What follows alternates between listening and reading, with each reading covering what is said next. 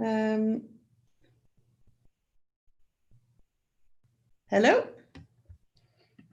I'm going to hope that we're live and just start this session. So welcome to this afternoon session. And today we're going to try and address a few more of your questions. You can still ask us questions. So please, if you go to the Slido, hashtag experimental psychology, you can just ask us questions under the student experience or anywhere else. We'll try and monitor both.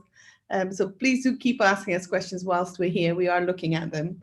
So today we've got 6 students again who are currently on course or have just finished course actually. So both Corinne and, Eldrin, you're still on course.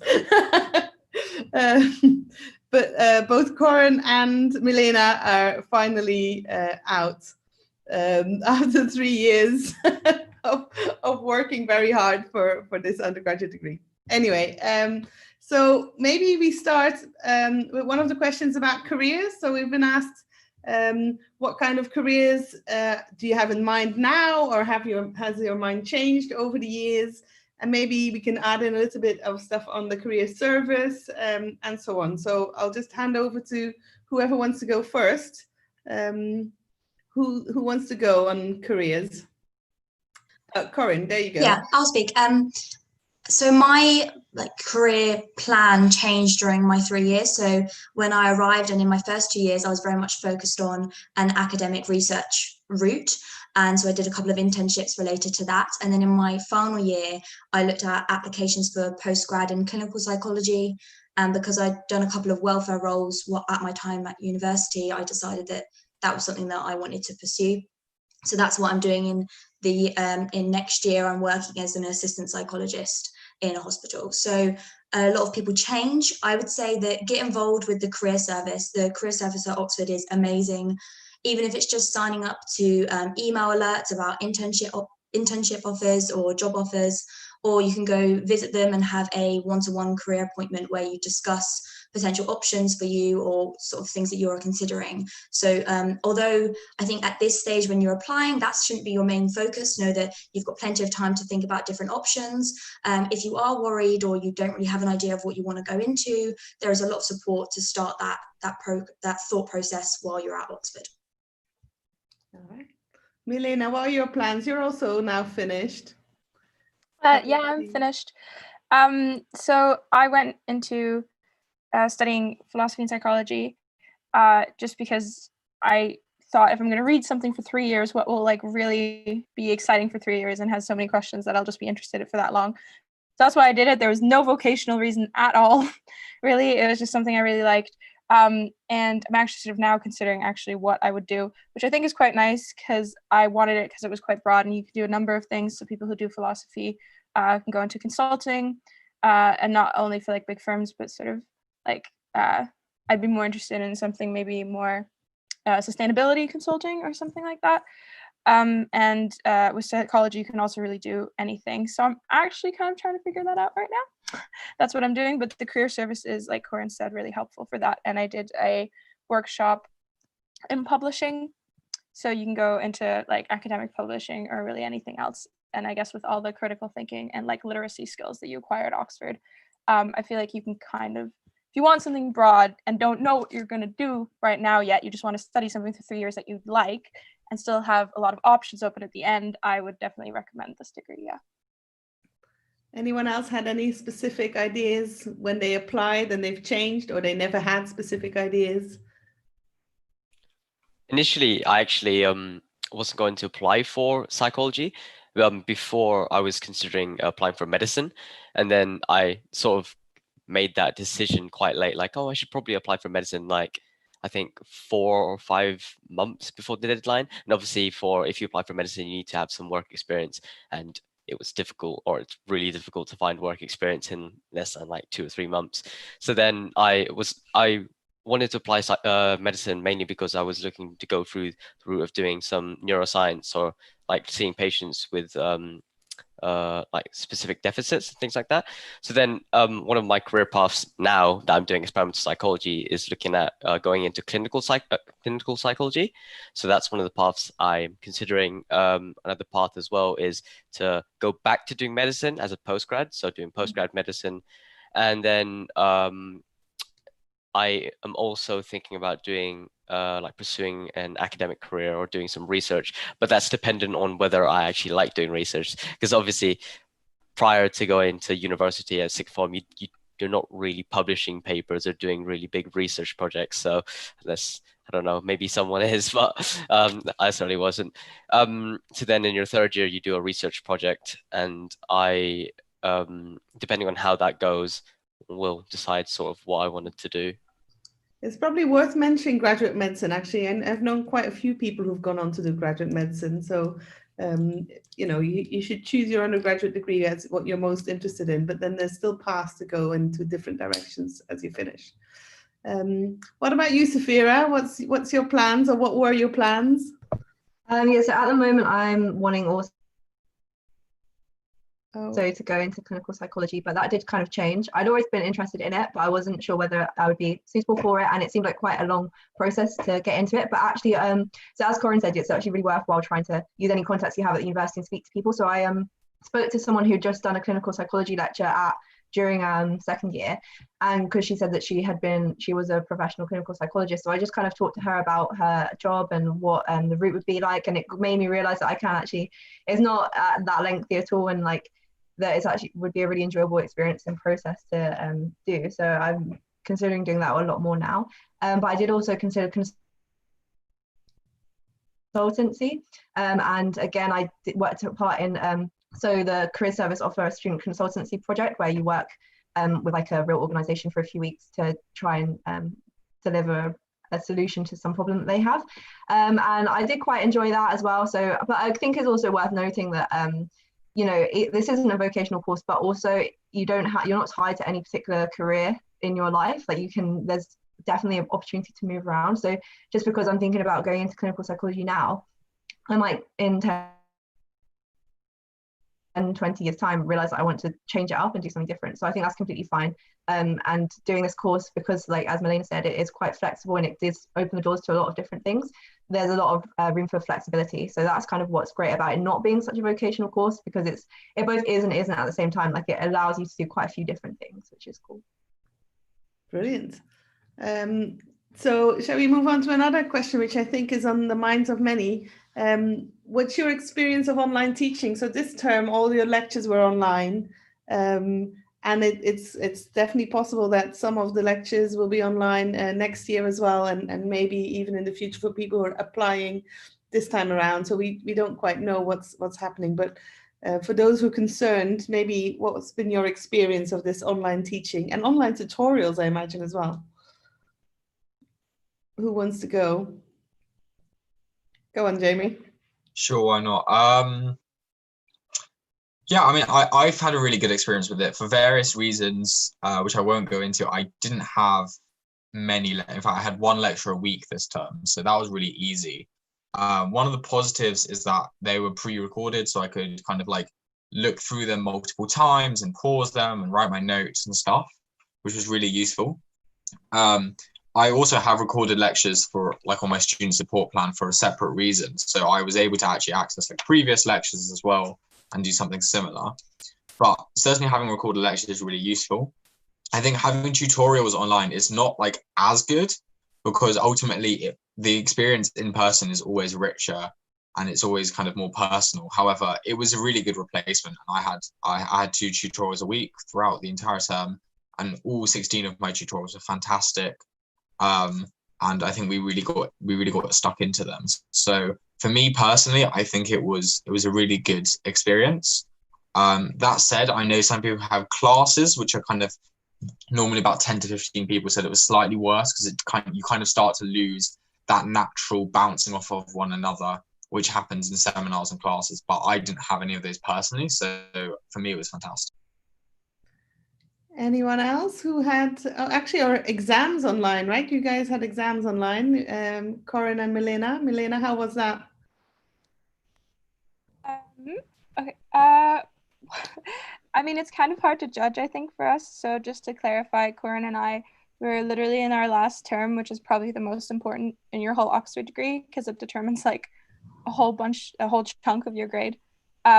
And I think it's a bit hard to judge just because it was such a disruption and such an important part of our whole degree. So just as sort of not being what we expected, I think that was quite stressful. But the good thing now is that whatever will be planned, now there's sort of infrastructure in place for that, for online teaching and accommodating certain things online. And the one thing I can definitely say is that I think the psychology department was really, really good with that. The students in psychology and PPL sort of wrote an open letter at the beginning of when lockdown started to the psychology department, sort of asked for certain things for their final exams because they were trying to explain why it would be difficult or not. And I think the psychology department responded really, really well and sort of took all of that to heart and made a lot of accommodations with regards to exams, which it just felt really nice to have that all accommodated. And I think they sort of did everything they could to make it as easy for us as possible. And I really appreciated that.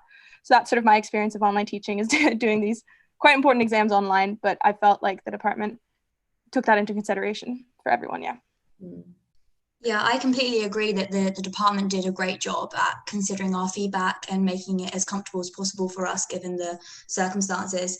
I would say that it's not ideal, and it's very individual, your experience, right? Some people probably preferred sitting them at home because if you don't like going into examination schools and sitting them really formally, you can sit them in the comfort of your own home. For myself, I prefer writing my exams, and I quite like the process of going to examination schools and getting into that mindset. So I don't think that it worked quite as well for me, but that said, that the department did a great job, and I think that we'll see what happens with them. Yeah, waiting for it. So Eljo, you had some part 1 teaching shortly now, right? Yeah. So so all of this term was of course online, and this was my first so after finishing my first year in second term, so technically we've started this second year material now. We're covering topics from the first part of the course, so first and second term in more depth, and so the lectures being held online and being available to rewatch has been really helpful. But what I really miss the most is being able to go to a study room or go to the library with my friends and doing work there, which I think is for me was one of the biggest things that was just not available during the online term, I guess. Yeah. Well, we're definitely hoping for this not to be standard practice, and definitely things like tutorials should be the first things to come back, and small group teaching should be the first things to come back. So we still don't know. So maybe for clarity to everyone watching, we still don't know exactly what it's going to look like, and we're basically waiting for a lot of government guidance and to just see how things evolve. But we're preparing for some blended system with some online and some in-person teaching. So I think at the moment it's kind of looking like maybe some of the bigger lectures we'll do online, and then the tutorials hopefully we can do in person. So that's kind of going on in terms of discussions. But yeah, it's not set yet. So watch this space. Basically, we're hoping to get things. But for interviews, it's been decided. So actually for admission, so all you guys thinking of potentially applying, admission interviews will be done remotely. So they'll be done on video calls. So that has been decided.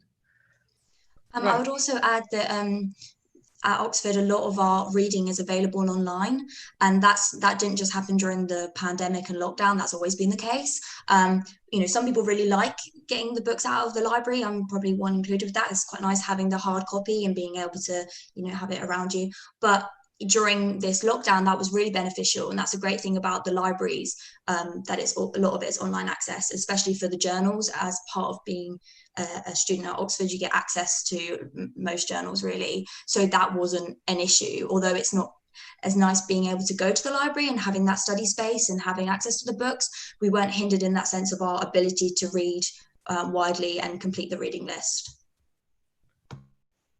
Excellent. So there's a next question here on student experience. How does the admission process differ for someone applying for PPL versus experimental psychology? So in terms of the admissions itself, it doesn't differ really, but the linguistics interview might be slightly different. And someone else also asked about linguistics interviews. So maybe, and maybe the philosophy interviews. So maybe those of you who've done PPL can say something more about their interview experience, because we've put an online mock interview for psychology online, so please go and watch that. But it doesn't have the philosophy and linguistics types interview. So maybe, who's that? Milena, Harveen, and Jamie can say something about what the PPL interviews were like. Yeah. So basically, at my first college, I had separate interviews for each subject. And psychology, you should be able to find, I think, like you just said, the mock. But for linguistics, it's basically a 50-50 mix of asking you to analyze some data that they'll give you maybe 15 minutes before the interview. And it might be a couple of sentences, it might just be a couple of translated sentences from a language you don't know, that is, or it might just be a couple of words with different endings. And you are generally asked to analyze the grammar, to analyze how like the structure of that language is. You're not expected to know everything about that language. It's designed to be a language that basically no one interviewing should know. And the rest of the interview is just about your personal statement. They'll ask you questions about why linguistics, maybe some like really big issues that you mentioned in your statement, just like pretty common stuff. How about you, Milena? Jamie just unmuted. Do you Jamie, want sorry, Jamie, go for it, Jamie. to continue? Sure, no, I was just gonna add to the linguistics thing, because so I had 2 linguistics interviews. All PPL students are interviewed at 2 colleges. I think that's true for psychology as well. So I was interviewed at Jesus and at Worcester. I applied to Jesus. I'm currently studying at Jesus. And so in my linguistics interviews, they were pretty similar. There's no like set format. I think Harveen covered it pretty well. I was also asked about like languages. I think it was like an Austronesian language. I definitely did not know that. I was asked about like ambiguities in English, and like so like there's different types of ambiguity: structural and lexical and scope ambiguities. And I didn't need to know those terms. I just needed to pick out like the fact that the ambiguity was related to the sentence structure, or related to the specific words, like a word like bank, which can refer to a river bank or a financial bank, and stuff like that. So it really is just like putting the common sense explanations out there and like explaining that linguistic data. I really recommend, in terms of practicing for that, you do not have to sit this anymore. The MLAT, the Modern Languages Aptitude Test, there's a linguistics part. You don't need to sit that anymore. But it was a past test, and the past papers are quite useful because it's the sort of thing that you'll be doing. You'll be given that sort of data and asked to analyze it. You can also use the United Kingdom Linguistics Olympiad, or if you're feeling very excited, you can do the International Linguistics Olympiad too. But those are the kind of ideas. And then, yeah, I was also asked on my personal statement in both interviews, and about like an essay I wrote for my EPQ and stuff like that. And then, I mean, I may as well say about philosophy, it's slightly different. I was asked about like some things some writing that they'd given me. So I had 20 minutes to read up on. It was only 1 page on free will and determinism. And then there were like 3 or 4 questions at the bottom of it for me to think about. I was given 20 minutes before the interview to have a think. And then they asked me about that. And then they also asked me about logic. So you don't need to know any formal logic, so no symbols or anything, but it's just kind of general critical thinking and like arguments. They'll give you some definitions of like a valid argument or a sound argument, and then they'll ask you to apply that to some arguments. That happened in both my interviews, and in my other interview, I was asked about thesis, identity, and metaphysics. All right. Now, Milena, do you remember your interviews that long ago? Yes. I do, as if it were yesterday. No. So yeah, like they already said, I'm pretty sure you have to go to 2 colleges. So if you interview and 2 colleges interview you, don't freak out. It's not because the first didn't like you. It's just sort of like standard procedure. And as far as I understand, basically both of them just give a nod of like, okay, yeah, like they passed the bar. Like that's sort of what you need. If the first college really wants you and the second one says, yeah, you're fine, then like that's enough. Yeah, so I had 4, because 2 for psychology and 2 for philosophy at each. My first one was actually done in a way where I had sort of like 10 minutes in advance to read about an experiment in psychology. And then there were little questions below, like, do you think this was like well designed, or do you think there's something wrong with the design? What do you think of their conclusions? Are the conclusions valid given those like the results actually, or are they like, implication was like, are they overstating their conclusions? And then I went in, had about a 15-minute interview with the psychology professor who just only asked me about this really. And the philosophy professor was taking notes. And then after those 15 minutes, the philosophy professor turned to me and the psychology professor started taking notes, and I had 15 minutes of philosophy interview. So they were sort of back to back, but I think that was better because you're just sort of already warmed up and you're already on a roll with it. And the philosophy professor, I hadn't prepared anything, and he just sort of out of the blue, he actually asked, what is philosophy? Which I don't think they expect you to answer. I don't think they expect anyone to know that, but just sort of to see how you approach that sort of question. So we talked about that for a bit, and then he gave me another like ethical scenario and just wanted to see what I like spit out in response. And they both, I think, tried to make me feel quite comfortable.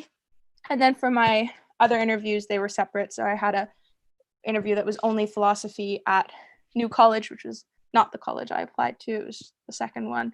And they gave me, like Jamie said, like logic questions on a sheet. And there were very many short questions about logic. And then at the end, sort of like a metaphysics question. And I think I think it was like a question I'd encountered before. And I just really, really disagreed with one of the views. I just always thought they were a bit like silly.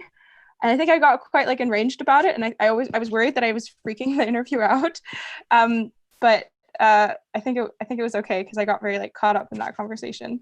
And then the last one was a psychology interview at New College, and they gave me a graph about twin studies, and I was supposed to read something from the graph. And I don't actually think I was very good at that, but they sort of helped me along, and they were like, well, but how about considering this part?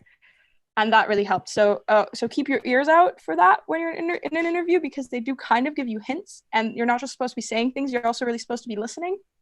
So listen to what they're saying, because I think if they're trying to guide you in not necessarily in a specific direction, but they are seeing how you respond in a back and forth, basically, not just what you're able to state. And then they asked about my personal statement at the very end, that one. So that was my interview process. Yeah.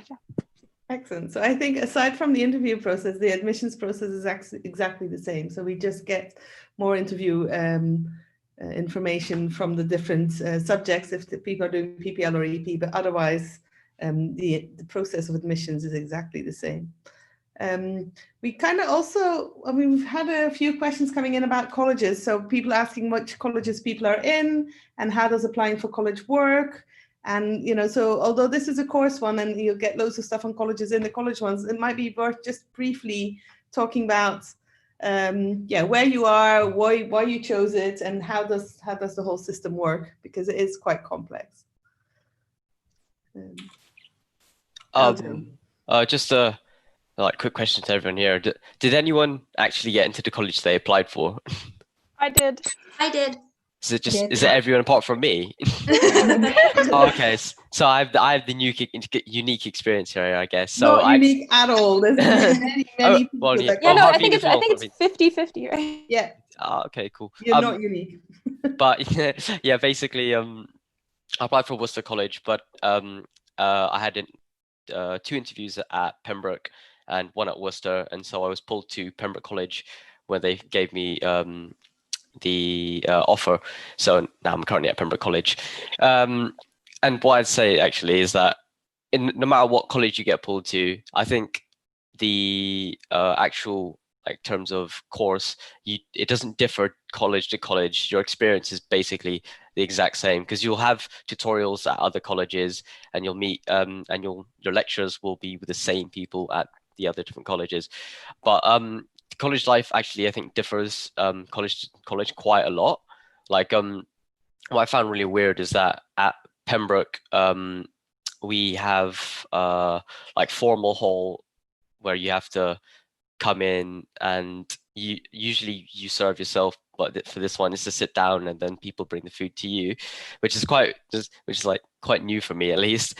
And you do that 2 times a week, whereas in other colleges they're very infrequent, And so that might be one of the things that you look at when you're applying for a college. But just like look at the small things when you're applying for a college, and don't look at how the courses differ, I guess.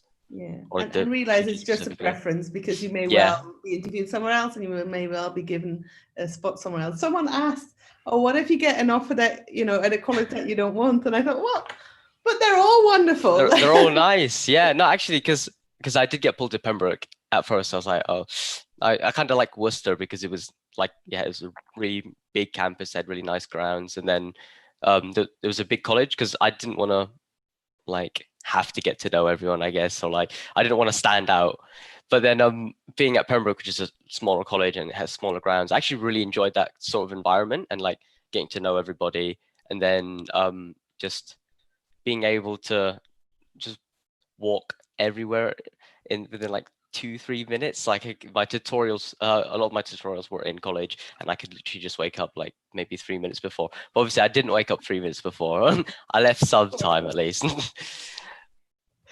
Well, I would add to that as well. I think with psychology, compared to some other subjects, it's not really that based on, like, obviously your student life will be determined a lot by the college that you're at, but your course experience, like, it's not as college run as a lot of other subjects seem to be. So you do only have tutorials in with your college tutor for the first 2 terms, but then you would go to other colleges and start mixing with a lot of people from different colleges for your tutorials. So I think it's more department led in that respect. Like I know people say who do engineering who've only ever had tutorials with their college tutor for like the whole time that they've been there.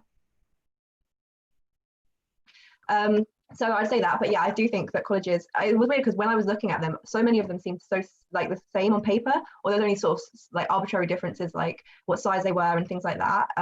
But I do think that there is like a different sort of feel for each college. So I'm at Wadham, and that's kind of known for being like the left-wing, progressive, like open-minded college. Not to say that other colleges aren't like that, and it's not like if you go to another college you're automatically right-wing or anything like that. But yeah, I kind of like its kind of reputation for that. And I kind of had like heard of people when I went to open days, and just got like that kind of feel for the college, which I think you can still probably do with the virtual open days by like chatting to the current students, because that's kind of like the most important thing, I guess, to see maybe ask the students themselves like why did they choose that college and what do they like or dislike about it. But yeah, as other people have said, I think no matter where people end up, they end up loving the college that they're at.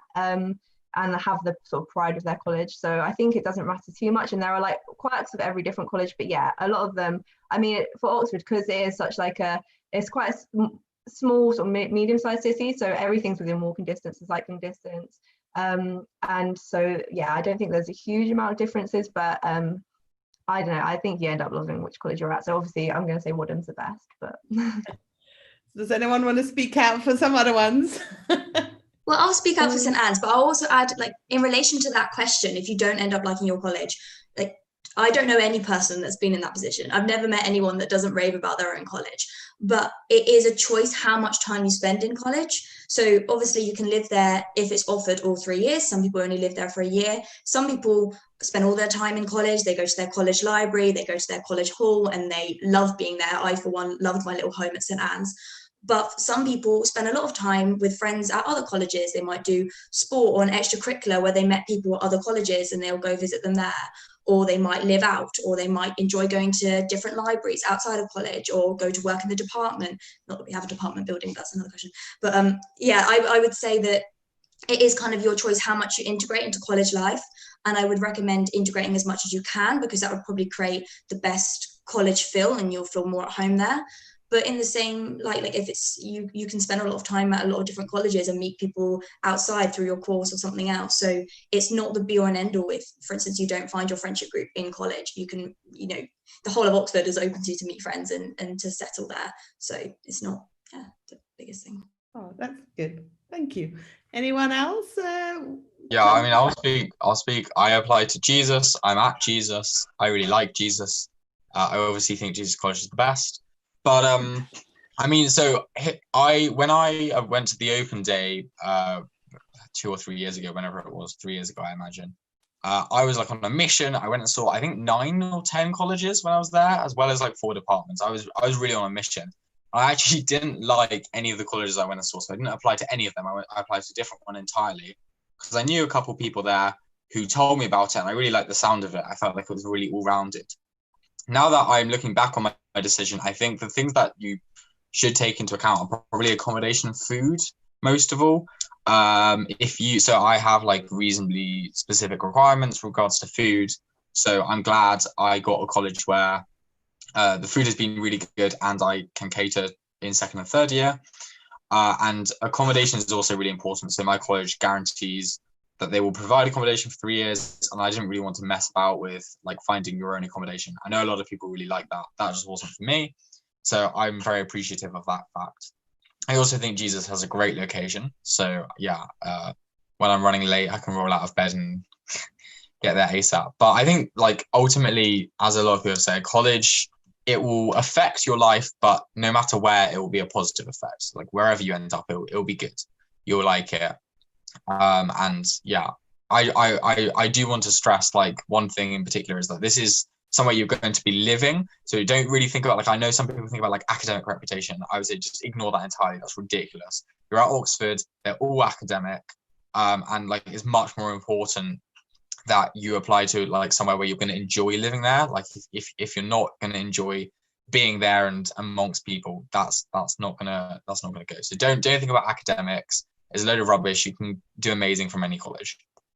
Yeah, I would probably add that St Anne's, although it's not like St Hugh's or LMH, which are even further out, but sort of known as one of the colleges that is far out of the centre. And I say far in the sense of I didn't have a bike for the whole 3 years. I walked everywhere. I enjoyed walking because Oxford is a beautiful place to live, and it was completely doable. I had tutorials in first year at St Hilda's, which is probably the furthest college from us, and it was completely fine getting there. So I think some people, you will hear people saying, oh, don't go to that college, it's so far out. It really doesn't have an impact. And actually I really enjoyed being out of the centre because I liked that further into Jericho area it was quite quiet and that it wasn't as loud, etc. So take location into account, but never think that if you're far out of the centre then it's not going to be easy to get into where the shops are, etc.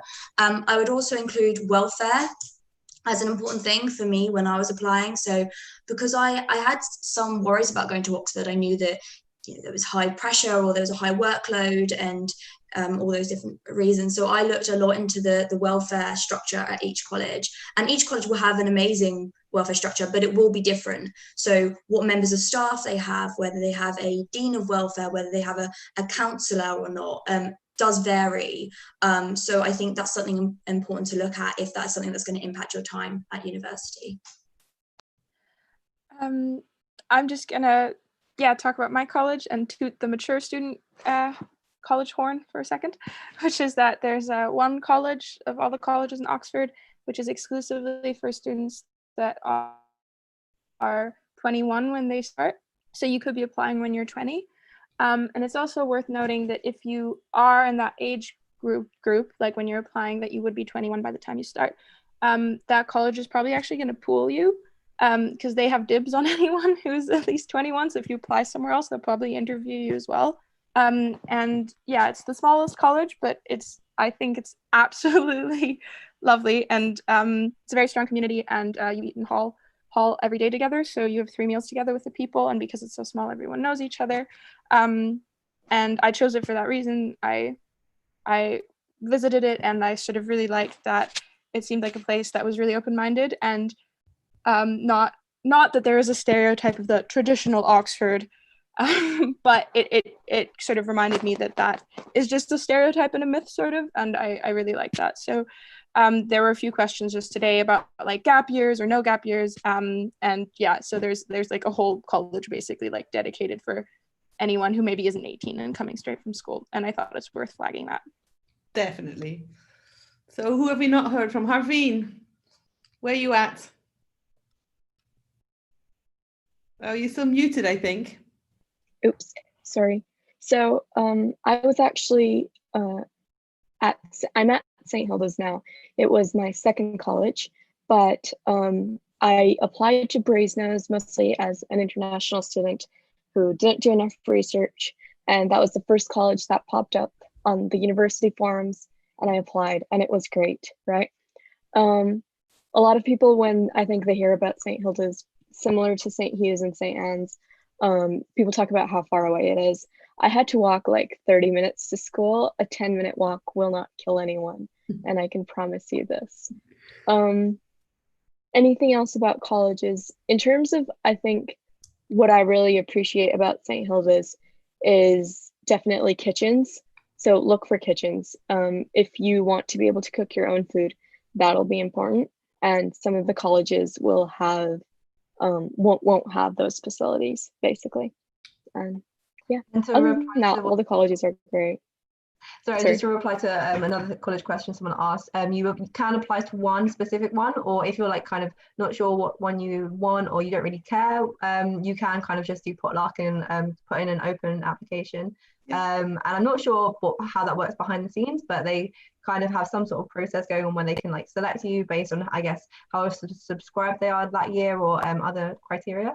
And yeah, from then on, I think it's all, no one really quite understands. I think even a lot of tutors themselves don't understand how the colleges work in terms of past the interview stage, like how the pooling system works and all those kind of things. And I think the biggest thing is just to like not worry about it too much. Like as long as you focus on your application and its strength, then the rest will sort itself out. And if you get pulled, it doesn't mean that you're like a weaker candidate or anything like that. And I think some people even are given an offer to a college and then on results day it suddenly changes. And who knows why that happens really. But yeah, I would just say don't worry too much about it, especially if it's detracting you from more important things like focusing on your actual personal statement or preparing for interviews. So yeah. Yeah, so I know about how that works because I'm the person who's doing it behind the scenes. So it might be worth saying. So open offers, we do allocate to the colleges who that year aren't oversubscribed and have got extra spaces. So we'll just move them there. But then when we do second college allocation, second college interview allocation, it literally a button that says randomly allocate second college. So that kind of goes, can go anywhere. For the ones who get offered the place and end up in August going somewhere else, those are the open offers typically. So we make quite a fair bit of open offers, and that's because unfortunately quite a few people don't end up making their conditional offer grade. So if you don't make the grades, then unfortunately your place is given up. But for that reason we over offer, and so some of those over offers, they're open offers, which then just have a college who's underwriting it. But at the same time, if someone else drops a place, they will end up going there. So that's kind of the pool of open offers. Again, it doesn't mean you did worse or better than someone who's got a straight offer into a specific place. It's just a way of making sure that we get the biggest cohort possibly in, and all of those make their grades. So that's the story behind the scenes. Yeah, I think don't overthink the whole situation. I mean, I had a friend who interviewed with me at Jesus because she applied there. She then got an offer from Queen's, and then she made her offer, but she ended up being pulled back to Jesus for some unknown reason. Like it is slightly like random behind the scenes. It's not like they're not doing it randomly, but you don't know from your point of view. It's gonna be random, so you don't know where you're gonna end up. So don't overthink it. Exactly. So we've had a question on, would you say the EP course is all from a scientific perspective? And the short answer is yes, but maybe someone wants to say something else, what they feel. They say, I want to be able to view the mind from more than one approach in my future career. Yeah, I would say that it is definitely a scientific course, and that's for good reason in terms of preparing you if you want to go into a research focus. And that's how psychology progresses in the modern day. But I would say in terms of techniques, especially, so during your core practicals, you would do some stuff that's maybe more like qualitative and quantitative, like you will vary in that sense.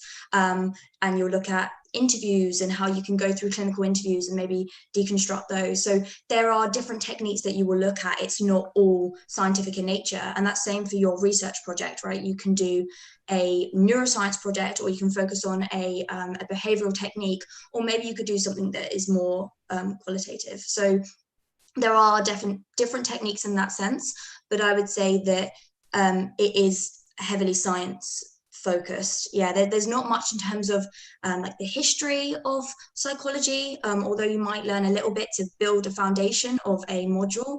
A lot of it is about current techniques and current progression, and in the current day, psychology is viewed as a science. So that's the reason. If I think you're it's also, oh, sorry. I think it's, no, go ahead. I think it's also worth kind of thinking about what you mean by scientific, because obviously, yeah, we are looking always at experiments and stuff, but when you're writing an essay, you're not just going to list sort of experiments looking at a question. It's always, with any experiment, it's about also the underlying theory of that. So it's still theoretical in that sense, but obviously you just need to back up those theories with the studies. So there's no like reason why in an essay you can't bring your own kind of flair and opinions and stuff, as long as it's kind of backed up by evidence, if that makes sense. So it kind of just depends what you're sort of meaning by science. It's not like you're always in a lab every day or like looking at science from just a research methods perspective, although obviously that's included. So yeah, I think the experimental might put people off maybe because they think that there's not going to be any sort of theoretical basis and stuff, but I wouldn't. I would also say like adding a clinical perspective. So it's actually quite strange that a lot of us here are thinking about clinical careers, and although maybe that's not it's definitely involved in the course, and you can take modules on mental health conditions and abnormal behavior. But when you're writing an essay, even if that's on sort of very normal behavior and mind and brain, bringing in clinical applications or really a value for that research is really important, because at the end of the day, that's what we're looking to do as psychologists. But it's not just research for research's sake, but hopefully that should, in most cases, benefit someone as well. And so if that part isn't lost just because it's experimental, it's not just, the research and then no further progression beyond that. I would also say that to make an essay really great, bringing in future thought or maybe criticism or in your perspective is really valued. And so if you see science as only following the facts and figures and research that's been published, that's definitely not true, because you definitely have a say from your point of view, and you can bring in other perspectives into that are far from science as you want. So yeah, so if you were saying you want to be able to view the mind from more than one approach, like with different methods, this was literally the topic of my personal statement. It was specifically that. It was like you have the same like subject matter, like the human mind, but you can approach it differently from philosophy and from psychology, and they use different methods. So if that's something that you want in your future career, it's really worth considering PPL, like either psychology and linguistics or philosophy and linguistics, or even any of those combinations, because it's definitely the case that if you do philosophy of mind or philosophy of cognitive science or even philosophy of science, you get to think about aspects of the mind in a very different way than you're going to be doing via experimental psychology, which, as the other two pointed out, experimental psychology also has a huge range of ways of approaching the mind. But if you sort of want two different disciplines looking at it, then maybe PPL is the thing for you. And I would definitely recommend that, because I really love that. That's really what I got. So yeah, I would also add to that the fact that psychology is taught you would have tutorials at a lot of different colleges is really great for that, because every academic will have a different take on a different subject matter. So you're getting that different perspective to the mind, the brain, and behavior. So even if you're studying one module in your different years, you might take that module from a completely different perspective. So I guess that's a great thing, that we don't just have tutorials in college with one tutor. So it's quite easy to be quite dynamic in your viewpoints. Right. I was hoping now for the last bits we could talk a little bit about life outside the course and your extracurriculars and society. So there is an undergraduate society for psychology, right? So or other societies, can you maybe talk about that a little bit? Whoever, Safira, you were involved in the undergraduate psychology society, no? Yeah, I was just saying my college son, so the college family system, is now the president of Psychology Society, and he's been doing some really cool things. So he's over lockdown, he created a podcast series for it. So there is a Psychology Society, and I actually wasn't aware that it existed for a little bit of my course because I missed it at the Freshers' Fair with all the madness. But they do, so they obviously host like talks, and now with my college son has been doing podcast series with academics to explore psychology sort of beyond lectures. But they also host social events. So things like bar crawls, going around the different colleges or pubs in Oxford, and social events like that. So there's ways to get involved in psychology, but yeah, obviously there's loads of other different societies you can get involved in. Your time at university should definitely not just be about the course you're studying, so don't think it's just about that, because I think it's really important to be doing lots of different things whilst you're studying. So yeah, they're like, without going into too much detail, there's obviously like sports that you can get involved in. So I can plug Korfball Society, which not many people have heard of, which is a Dutch sport that I got involved in this year. And my librarian is the coach of that. The librarian of my college, Niall Shackley or something. Yeah. Yeah, so that's a really, really fun sport if you want to do like uni level sport, because I had done college netball, but it wasn't really serious and there wasn't that many trainings or matches, and people just kind of showed up when they could, kind of thing. So this is a bit more committed, but also like most people don't have prior experience doing it, so that's really fun. And there's things like Feminist Society, which I've been really enjoying as well. And yeah, I mean, I'll let other people speak about what they've got involved in, but that's personally some stuff that I've done. Maybe we can like just quickly brief on what the like college parent system is and college children, things like that. Yeah, that's extracurricular as well. Go for it. Yeah. So like I don't know if I can explain this well, but like when you first come to college in Freshers Week, if you get an offer, you'll be assigned college parents, and one of them, I think for Pembroke at least, will be someone who does your course. So I got assigned someone who does experimental psychology, and then that was my college mum, and my college dad did law. And so basically they're like your first point of contact for anything that you might have any concerns with. And they're just there to like really help you, guide you through your first year. And then so in your second year, you'll be assigned college children as well. So then that's basically the system of what college parents and college children are. Yeah, I think it's... I was just going to say, we should add to that you can get rainbow parents. We have like the LGBTQ plus SOC who give you rainbow parents if you want to. That's completely optional.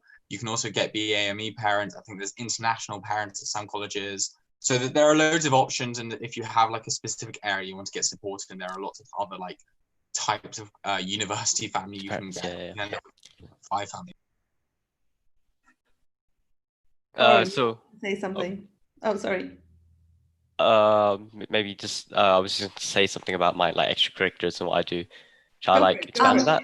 I'll just add quickly about the parents. I think it's really great from like a settling in point of view. So your parents can help you if you have any worries about where anything is in college, because they should contact you before you start. So at least you have one friend, I guess, if you don't know anyone. But in terms of a academic point of view as well, like it's up to your college parent how much they want to share with you or help you out. But a lot of people at Oxford are quite open to sharing work. I know that I've passed down essays that I've written to students in years below, and that can be super helpful, especially with the initial fear of writing your first essay. Just to have a sort of an outline or a structure of what it just looks like can really be really helpful. So don't be scared to reach out to your college parents, and use them academically as well as a support network. Yeah, I can say to that, like I'm German, and in a German university system, it's sort of like you don't actually have a lot of this like welfare stuff. So when I got an email from someone being like, "Hi, I'm your college parent," like before I went to Oxford, I was like, "What is this?" But it was actually it turned out to be incredibly helpful, just sort of because you have a few people checking in on you. And there was like sort of some very specific like bureaucratic issue that came up in my first week, and I was just sort of wasn't sure how to deal, or I wouldn't have even brought it up to anyone, but my college mom just sort of asked me, and she was like really helpful and like specifically knowing like who to talk to, and I was like, wow, like this is really helpful. So yeah, you can sort of make it as close or not close as you want between your parents, but they're definitely resourceful for sure. It might be a useful time to just briefly speak about welfare as well. I mean, so I know Corin said that she used to be welfare officer at St. Anne's. I'm currently welfare officer at Jesus, which actually means I get to decide who the college children are and who the college parents are, which is quite exciting. But welfare is really, like, there's a lot of provision. We said earlier, we have a university counselling service, which is offered for free to all students. Some colleges have dedicated counsellors or welfare officers, or both. At Jesus, we have both. We have peer supporters who are students who are trained to listen, and they get, I think it's 24 hours of training. I've received that. And you have the ability to receive that training for free, and college will pay for that. And in college themselves, they have dedicated welfare fellows, and that welfare is kind of really embedded into the system. I had one tutor at New College who I had for early modern philosophy, and I submitted an essay at like 3 a.m. because I work at stupid hours, and he like literally asked me like, "Are you okay? Is anything going on? You don't need to stay out that late." And it was actually just a really nice thing to hear. I mean, I was fine. I was just working at stupid time, but like there is really welfare, like a lot of welfare support throughout the university. And I think that's really important because you are moving away. For many students, this will probably be the longest they've lived away from their home. And it's a big change in life. It can be quite scary. So the welfare support is there for you. And I know I've used it a lot. Yeah, one thing I always say actually about how great the college system, and because obviously there's not really many unis at all in the UK that do the college-based system. I think it's like us, Cambridge and Durham.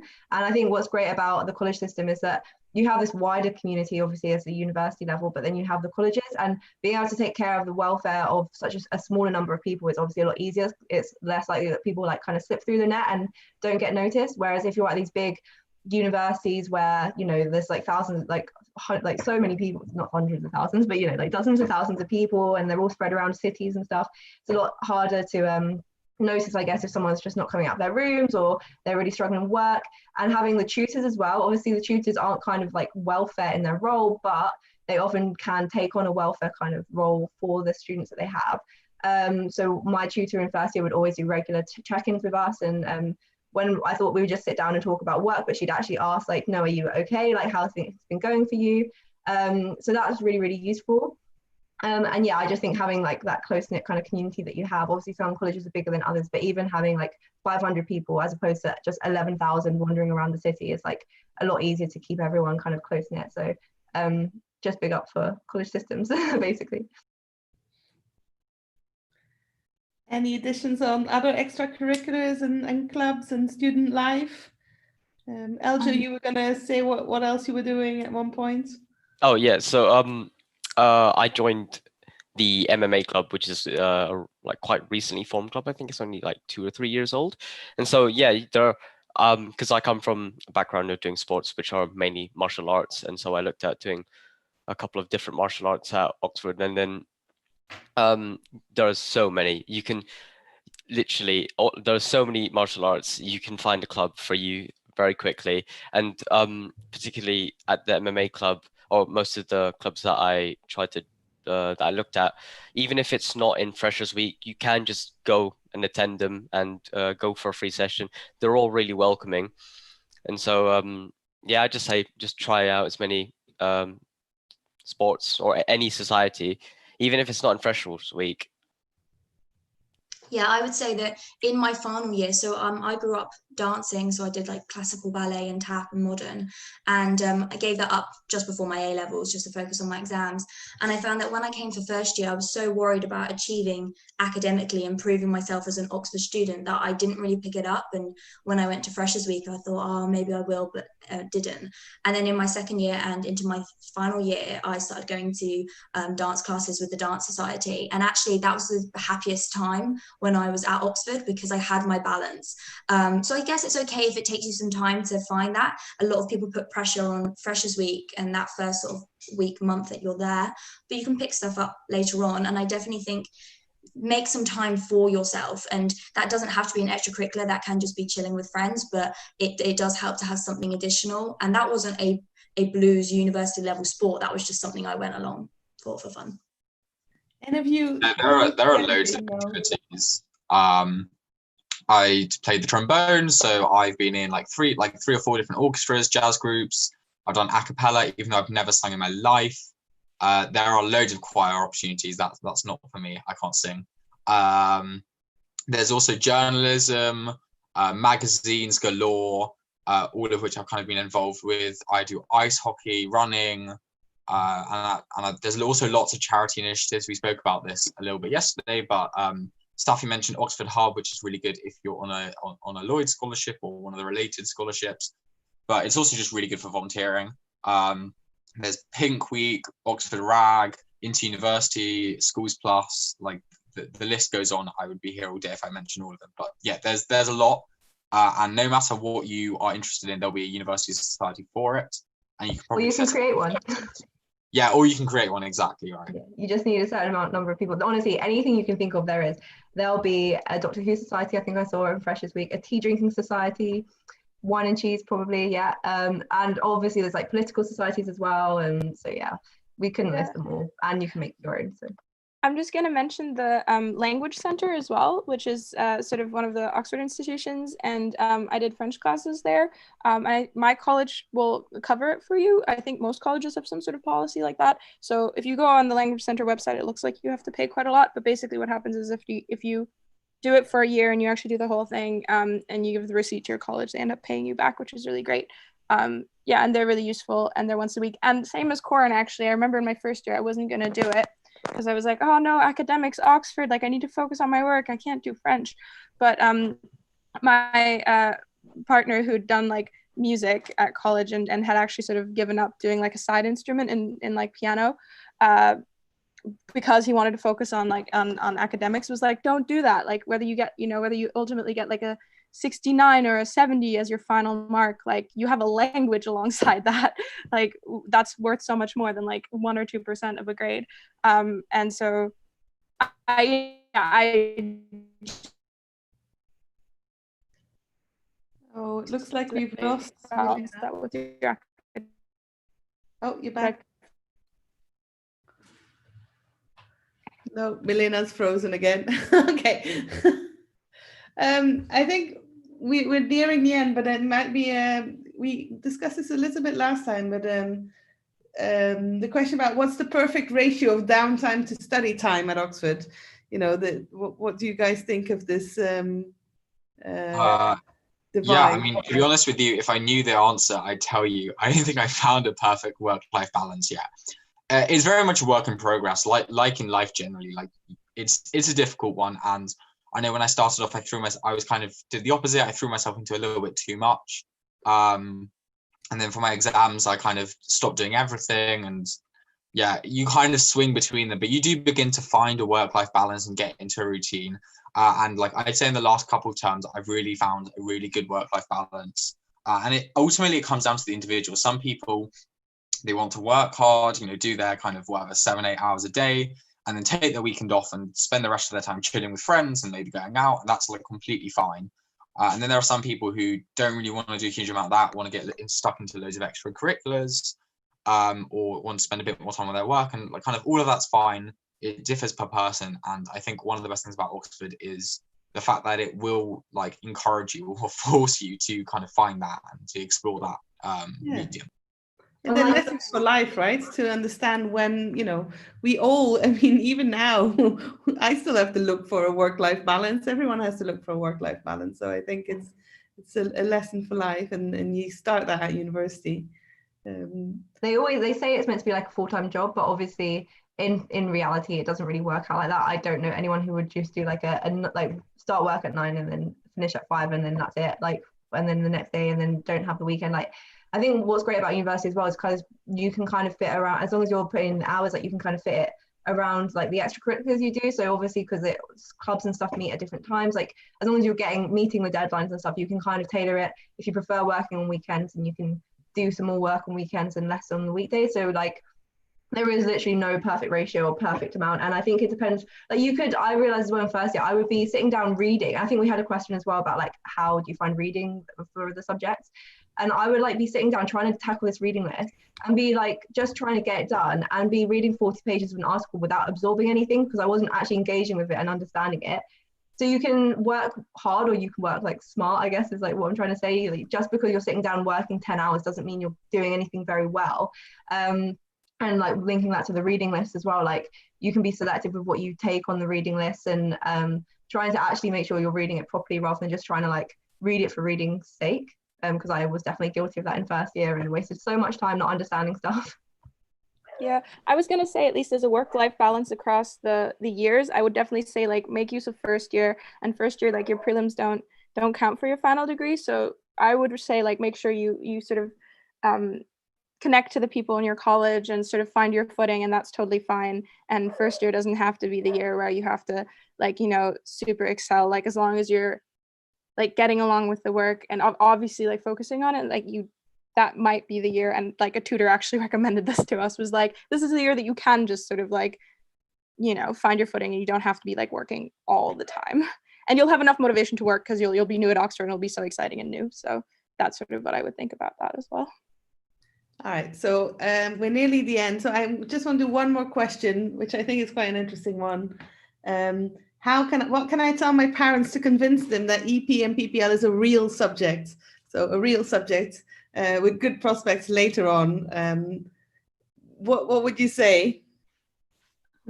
I think Go on, Harveen. I can answer this. Right. So I was actually going to do biomedical engineering back home in Canada.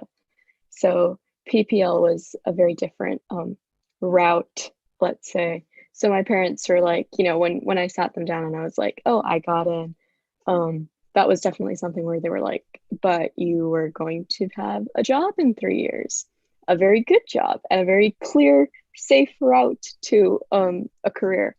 And so in some ways I can see if you're making a decision between a very vocational course and EP or PPL, there's more choice and that makes it more difficult, right? That doesn't necessarily mean just because it's a less clear route that it's going to be more difficult to get a job, or that it's going to be not a real subject.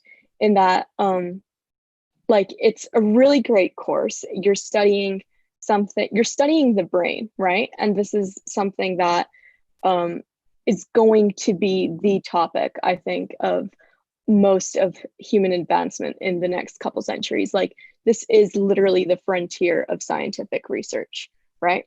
And if you don't think that's a real subject, like just think about the multitude of things that you can do when you talk about what your brain does, when you talk about what language does, what philosophy does. Like the reason that these subjects have stuck around and the reason that they've exploded, I guess, in terms of scientific value, in terms of scientific research, is because we've always wondered about these things, but now we have the tools to actually work with them.